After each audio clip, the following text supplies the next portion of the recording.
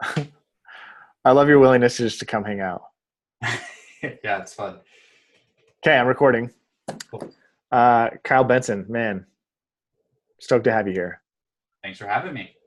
So you and I have had a couple of conversations, and whenever we talk, I always leave feeling like really excited and like I've learned something. So I'm excited that you've agreed to come and just have a conversation with me and see kind of what comes out of it. Right before we hit the record button, I told you that I've had something on my mind lately. Mhm. I've been getting a lot of messages from readers, from followers, saying things um, like I don't know what to do when my wife says something, and it really frustrates me, and like I shut down.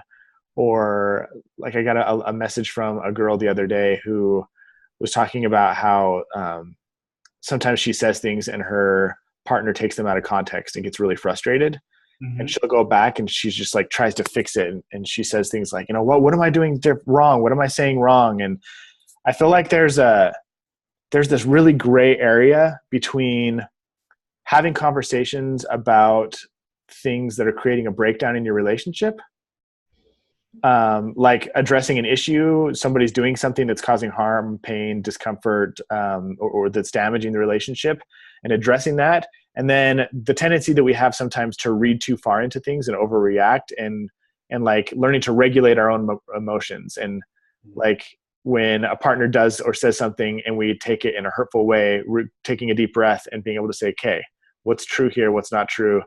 And instead of going straight after the partner and saying, you hurt me, we need to fix this, you go, okay, like, are these emotions mine to deal with first? And there's just this like really gray area between what's yours to deal with and what you need to deal with regards to your partner. Right. And that's, I think, what's so confusing is there's not a whole lot of stuff out there that says, here's what you do in those situations. Yeah.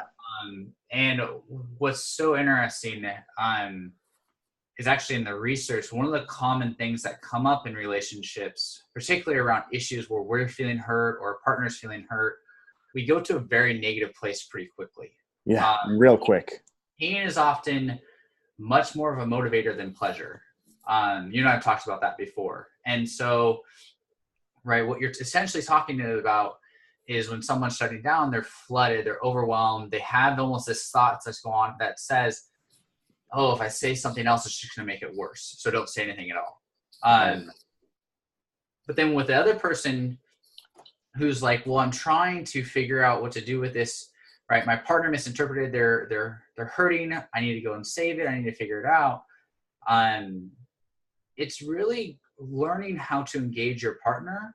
And also as that partner who feels like your partner really hurt you or overwhelmed you, it's actually learning how to have a better relationship with yourself, which I think is really what you talked about before we even started this call or this recording is how do you know when to bring a topic up with your partner, and how do you know to sit with it, to emotionally digest it, as I might say.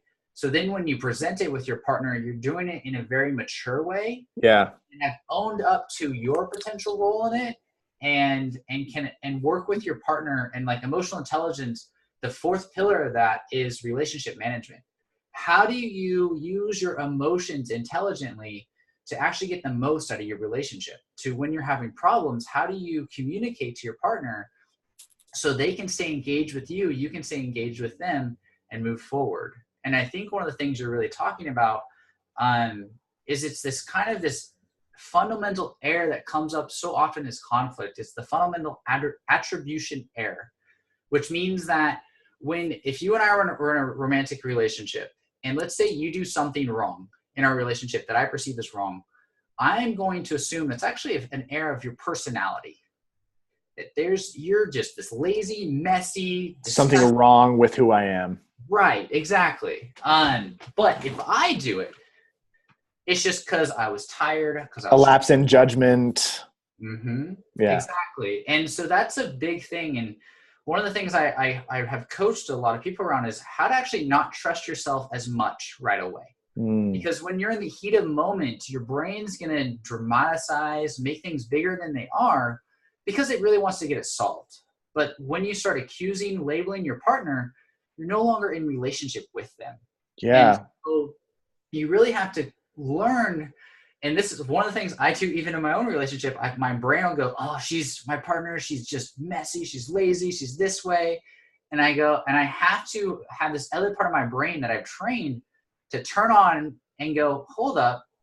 I'm also a little bit messy at times. I'm a little bit lazy at times. And that has allowed me to soothe myself and my feelings. So then when I can bring up the issue with my partner, it's not, hey, you disgust me. I can't believe you didn't pick up your shoes after a long, hard day of work. Like, what's wrong with you? Instead, I can go, hey, babe, like, you know, your shoes are out in the middle of the hallway. I know you've had a long day. Could you pick them up, you know, before we go to bed? Yeah. Like, that's going to get a much different response than the first one, which is very critical, even a little bit contemptuous of your partner. Totally. Is that kind of what you're talking about? Yeah. I like this plays, I think, a lot into what David Schnarch talks about when he talks about differentiation. Mm-hmm. And for those of people who are listening and don't know what differentiation is, the idea is being able to be with your partner while simultaneously being with yourself. Right. Like having a self identity and having a partnership identity, and not deriving your value from either one specifically. I don't know if I explained that very well. Yeah, it's really about being close to your partner, but also feeling free to be who you are. Yes, well said. When you have conflicts, and like someone who isn't free to be themselves, when they have conflicts and they have feelings that they're upset in the relationship, they either don't say it, or they go and blame their partner for everything. Or they become overly accommodating. Right, exactly. Like a lot of times they'll do anything they can. Like, oh, there's something wrong and it's my fault, so I'm just going to bend over backwards and I'm going to save the relationship. Do whatever I can to save the relationship. And you're right. But that's actually a block to intimacy. And that's what Snartz would say. He would say, well, you're not standing up as an independent person in the relationship and acknowledging your responsibility, which gives your partner the space for them to acknowledge their responsibility. Right. Yeah. And one of the things I think you're talking about that Snarch also talks about is you need to soothe yourself.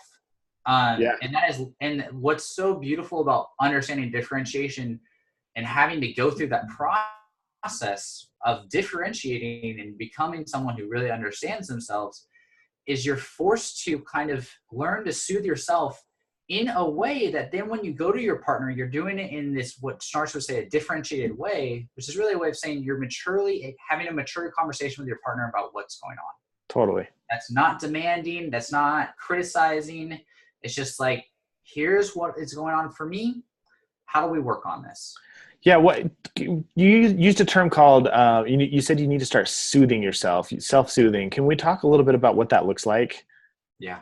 Because I love the term and it's something I'm personally working on. I think it's one of those things that nobody ever truly masters, is being able to like metabolize. I like the metaphor of metabolizing your emotions, like sitting with your emotions and letting them kind of like break down into their core elements that give you a little bit of clarity, maybe even energy, to move forward. And I think self-soothing is like being able to sit in the discomfort of an ugly or difficult or frustrating situation without making a reaction, like taking on a reactive mindset. Being able to sit there and be uncomfortable and say, okay, am I going to be okay in this discomfort? Do I need to solve this right now? And the longer you sit in it, the more you build up a tolerance for the discomfort, and the better you get at addressing the source of the discomfort from a more neutral perspective. Yeah, and I mean that's essentially what people really have to work on, and it takes just like you said, it takes time to master.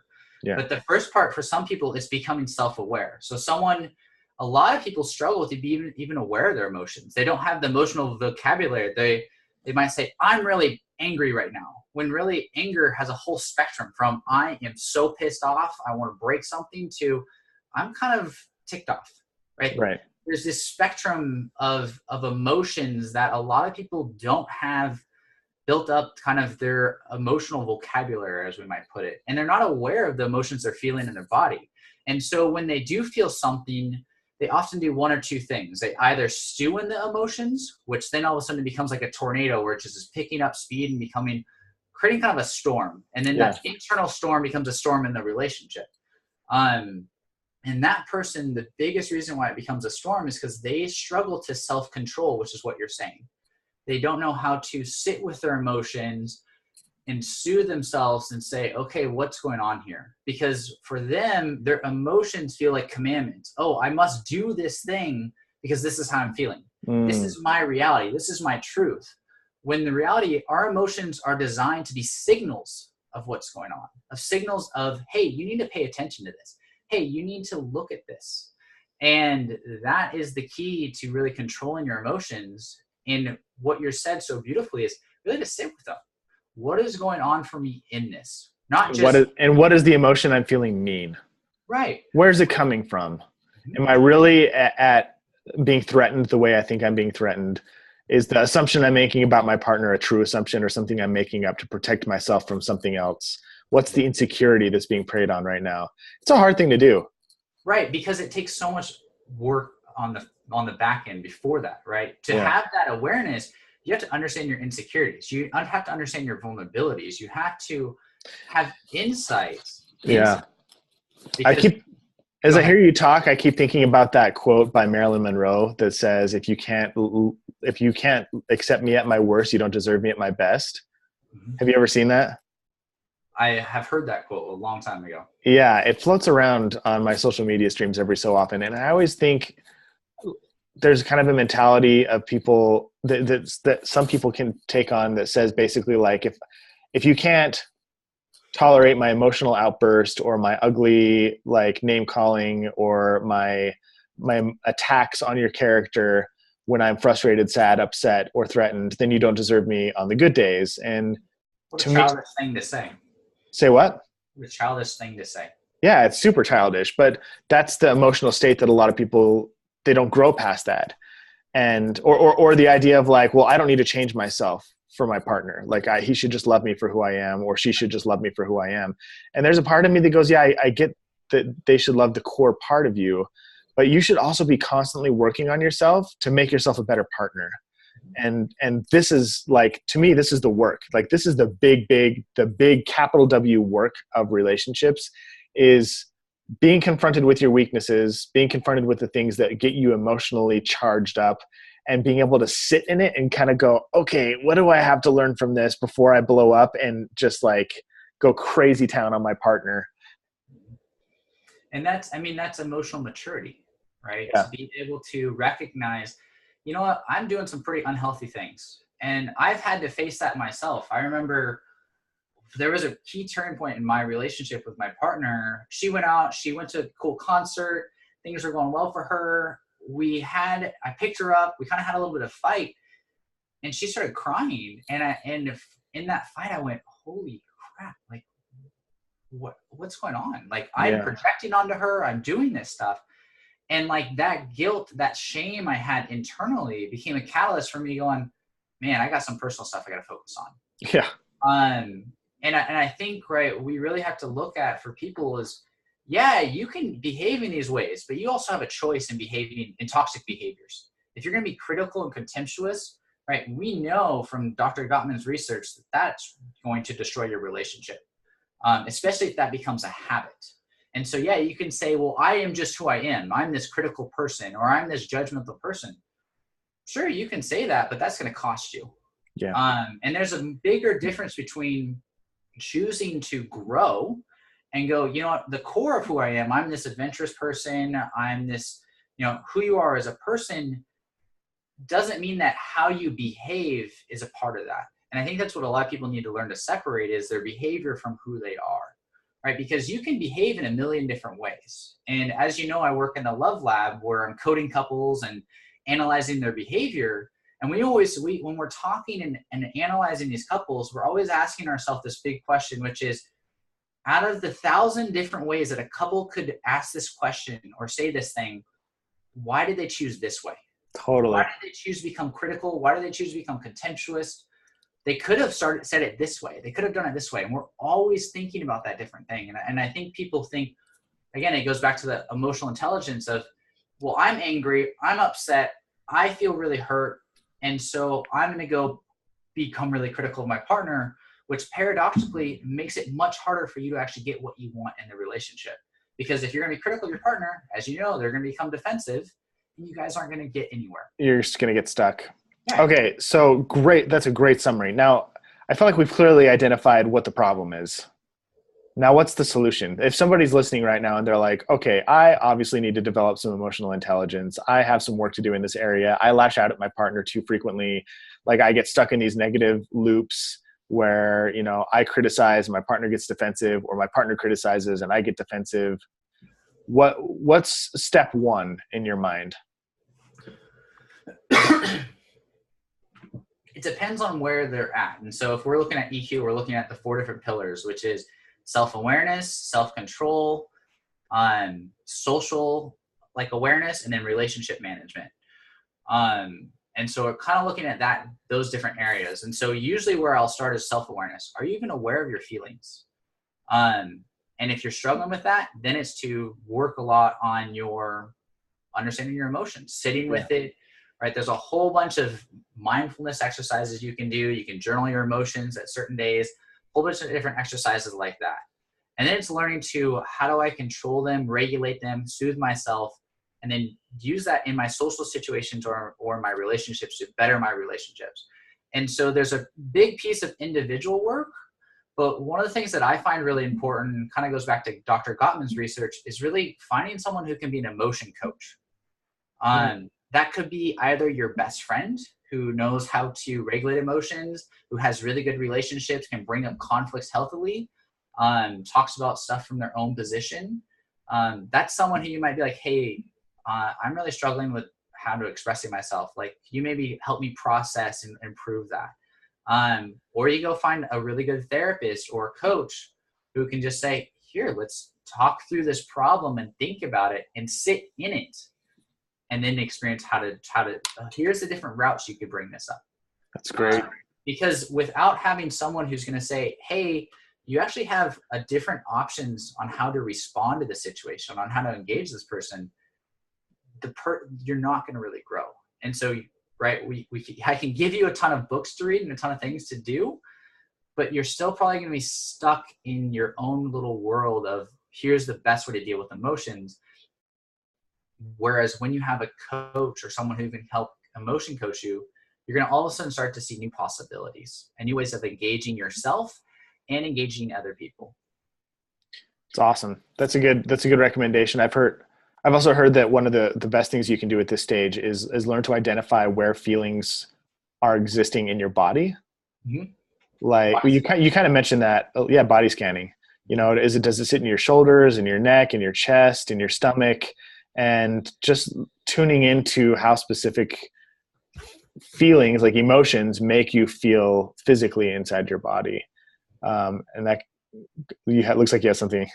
Well, it's so interesting. Like, so I have psoriasis, which is an autoimmune disease. And so what happens is my skin it gets really inflamed. Mm-hmm. Often it gets really inflamed when I'm anxious. If I'm really anxious and I'm like, oh, I feel really behind in my life, or I have these stories going on in my head, that's where my skin actually gets more inflamed and more irritated. And the reason I'm saying that is because, just like you said, our bodies are always giving us signals of what's going on. And it's like someone who hasn't gotten a massage in 3 years, they go and get a massage, they go, I had no idea my shoulders were so tense. Yeah. Your body, there's a great book called Your Body Keeps the Score. Mm-hmm. It really talks about your body stores the difficulties you've experienced and all this other stuff. And often we just aren't even aware of what our body's holding. When you can body scan and say, you know what, my lungs are constricted or my back is really tight. You can also talk about different colors you might see, different shapes. I've had a lot of people with anxiety, they'll say, I feel like I have this big ball kind of over my heart that just is going around in circles really, really fast. And there's all these different ways of engaging your emotions. And that's a great way to start. That's cool. I love that. So now that we've talked about creating a little bit of emotional intelligence, the next step was like emotional control, right? Learning how to, once you understand how to identify your emotions, now it's kind of, if you can do that, the next step would be, how do I exercise mastery over my emotions? What is how do you use your emotions to your biggest benefit? rather than let your emotions hijack you and make you reactive and cause more problems. And that goes all back to kind of what you started today's interview or podcast with, is how do you regulate yourself? You know, when you feel these different emotions, do you then take it and go, hey, I'm going to go start a fight with my partner because I'm really upset? Or do you control yourself, sit with it and go, what's really going on for me here? What do I need in this situation? What's the best way for me to bring up this issue? Do I need to go away for a half an hour, calm myself down, process what's going on emotionally, and then come back and say, hey, babe, can you sit down for 15 minutes? I got something that's bothering me. Can we talk about it? Right? That's going to go probably a million times better than saying something really critical to your partner in the kitchen while you guys are really busy being preoccupied. And while he or she has a knife in their hand. Yeah. That's great. That's awesome. But yeah, I mean, it's learning to, as you put it, to self-soothe. And how do you calm yourself down so you can actually get to the meat and potatoes of your emotions? To me, it's all about breathing. Almost every time I get anxious or frustrated, I've started to realize that I stop breathing. Mm-hmm. And learning to take a breath before I react has saved me from a lot of rough disagreements. Right. And that's so brilliant that you do that, because our emotions are so tied to our breath. Right. And that's where mindfulness, they have you do meditations and all this other stuff. And with my clients, what I have them do is I have them actually do the same thing, a breathing exercise where they take a deep breath in and then they blow out while making a really loud sound. And that'll help kind of with the vagal nerve and some other things that we don't need to nerd out too much on. But like, it just helps them kind of externalize the stress and the tension in their body. Yeah. They can calm down enough to then engage what's actually going on. That's cool. Yeah. We were driving in the car the other day and I started taking some deep breaths and my wife looks at me and goes, "Are you self-soothing, honey?" It's like, I am actually. Yeah. I am self-soothing. It was really funny. Anyway, that's a good thing to practice. But that's something that's so important too, is if your partner can realize when you're trying to self-soothe, that'll help them as well. Because if you're self-soothing and you need a few moments for them to keep trying to talk to you or trying to engage in conflict, it's only going to overwhelm you more. But if they all of a sudden see you take that deep breath and they can go, I need to pause. I need to give them a moment so they can then work with me on this issue. That becoming that expert on your partner is going to serve you so much more down the road. So true. Yeah. I love it. That's a lot for people to think about. Learn to identify and recognize your emotions, learn to get in tune with your body. And then from there, learn to start creating space and learn to start using your emotions to your advantage instead of being reactive to them. I think those two things alone, building up a tolerance for sitting in the discomfort, can help a lot of people.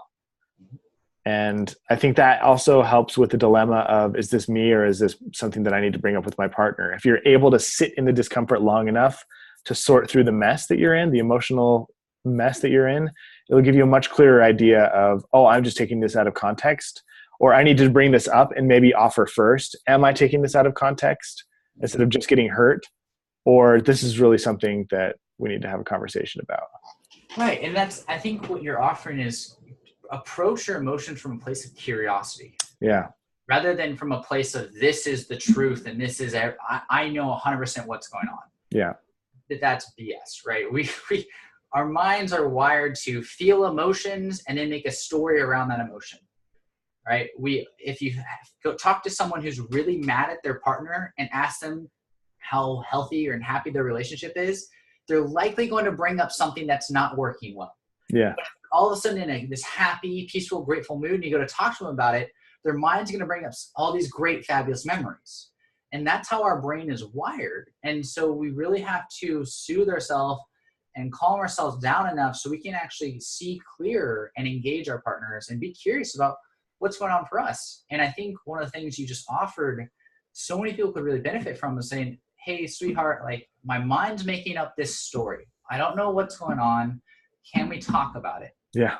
You're essentially going, hey, babe, come play with me around this thing I have going on. I don't know if it's true. Let's just talk about it. Yeah. Rather than accusing your partner and causing a whole bunch of other issues. Isn't it funny that we do that? I think it's so interesting how emotions in your brain work together. Like your brain will fixate on one or two facts, and then your emotion fills in all of the gaps with what you expect to be the full story. Right. What you expect is the truth.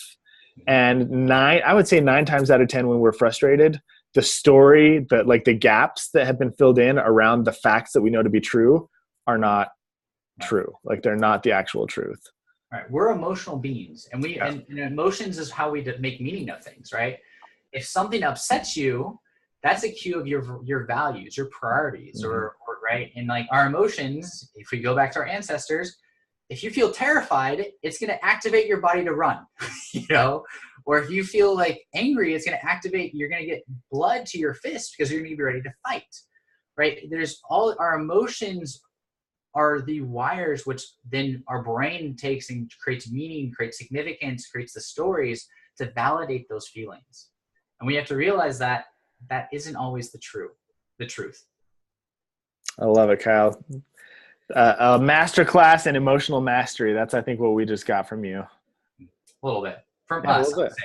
I like it. Yeah. Well, if people have questions about managing their emotions better, or maybe they're experiencing a perpetual conflict, something that goes on and on and on, or maybe they realize that maybe they're a little hypersensitive, overly sensitive to things that their partner might be doing, and they keep overreacting, or the way that they do react when something is wrong is making things worse instead of better. Where can they come find you or talk to you, or what resources would you offer them? Yeah, so I would first start at my website, kylebenson.net. There's a ton of articles on emotions. I really talk about how our negative emotions are actually really helpful, and how that I can actually improve and become a catalyst for actually closeness and a deeper relationship. But really what we talked about again today is how do you express those deep, dark, difficult feelings to your partner. So I would start there, look at some of the articles, and then if you want to explore deeper, look at coaching, then just shoot me an email and we can kind of take it from there. Awesome, man. Thanks for spending some time with me today. Yeah, it was fun. I really appreciate it. Is there anything else you want to share with the people before we close out? I think the biggest thing around kind of what we talked about around being emotionally intelligent and growing is we're talking about intelligence, right? And that is, you got to learn. So go out, learn, take some workshops, find some coaches, read some books, practice. And one of the things I always remind people when it comes to conflict, managing your emotions, becoming emotionally intelligent is over practice, right? Our brain has these two different systems. One is the unconscious reactive system. And then there's the other system, which is the more conscious human part of the brain that allows us to be mature in situations. And so when you over practice behaving maturely, thinking maturely, regulating, self-soothing, your unconscious is actually going to take on that more. And then it's going to become a habit. It's going to become a way you respond. You know, if you go to someone who does military training, right, initially they don't know what they're doing when they're combat training moves that they're learning. But then eventually it becomes a habit. It becomes an instinctual response because they over practiced it so much. And that's the same thing that happens here is you really have to take this approach of, I got to practice this, and continue to do that and continue to challenge yourself to take it deeper and deeper. And that's where your relationship is going to see the shifts that you actually want. I love it. That's one of those myths I would love to debunk. I experienced this in one of my past relationships, and I hear it frequently from people who read my emails and my blog posts and stuff. But it's like they don't want to follow a script. They're like, oh, it doesn't feel authentic. It doesn't feel genuine if you're just following a script, if you're just like going through the motions of like active listening or something like that. And there's a part, I remember getting so upset with the girl that I was dating when she told me that, because I was like, man, that's where it starts. Right. Like it can't feel authentic at first, just like the first time you dribble a basketball doesn't feel authentic, or the first time that you throw a baseball, it feels weird. Or I'm sure the first time you shoot a gun, you're like, in the military. Like there's just a lot of things when you do the first, 10, 20, 50 times, it doesn't feel natural. But as you practice, doing it a certain way, then it becomes part of who you are. And I just would love to debunk this myth that like it has to be quote unquote authentic, because I feel like authentic oftentimes, like going back to that Marilyn Monroe quote, authentic doesn't mean that you have the right to be a jerk or to act out or be contemptuous or critical or defensive because it's what authentically comes to you. Authentic means like you've practiced something until it's become a part of you. Like you've played the piano piece so many times that now it's muscle memory, and you put your own twist on it now. And I think we have to normalize the fact that like it's okay to start at using a scripted, like basic fundamental pattern or method to develop that emotional intelligence. Right. And I think, you're highlighting such a key thing is people are like, well, this doesn't feel how I would normally talk. Right. And it's like, well, how you normally talk isn't working, is it? Right.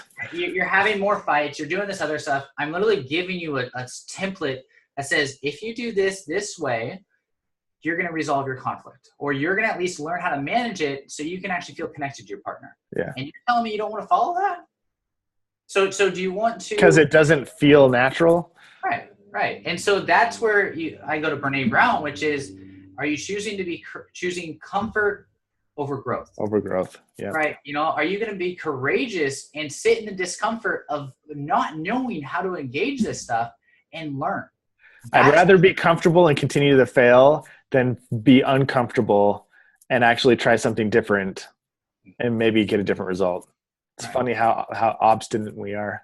Right. But that goes back to the pain piece that we talked about earlier, right? We only really change when the pain of our current situation, when the pain of change becomes less than the pain of remaining the same. Yeah. And like, that's just it. Like people will, you've seen it, the types of conflicts people will have, they get really nasty. And it's hard to watch because you're just, if you would have expressed this in a kinder, softer way, and you sat with your emotions and you worked on emotional intelligence, you would have a much different outcome. Your partner would understand you better. You'd feel more appreciated. They would be able to work with you more, and you'd have a much happier relationship. I love it.